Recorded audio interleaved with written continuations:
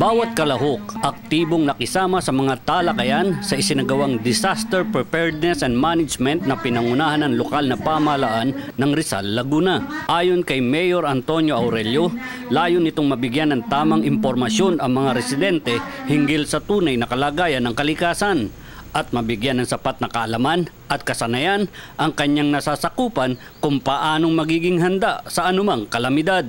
Bukod dito, tinalakay rin sa workshop ang Tayak Hill Project na isa sa magiging tourist attraction ng Rizal, Laguna. Ayon sa alkalde, kasama sa development project ang pangangalaga hindi lamang sa kalikasan kundi maging sa kabuhayan ng mga residente. Ini-develop natin ito as an alternative to Tagaytay. Nakita naman ninyo kung ano ang lugar, maganda yung lugar. Palibot nito ay may mga nagtatanim ng gulay.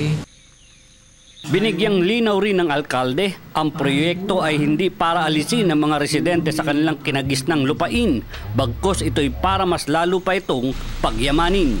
Patuloy po ninyo akong suportahan dahil ang inyong pong pagsuporta ang magbibigay ng lakas upang patuloy natin itulong ang programa natin na ang makikinabang ay hindi ilan kundi ang higit sa lahat ay ang buong sambayanan. Para sa National Broadcasting Network, Dong Robles ang inyong tagapagbalita.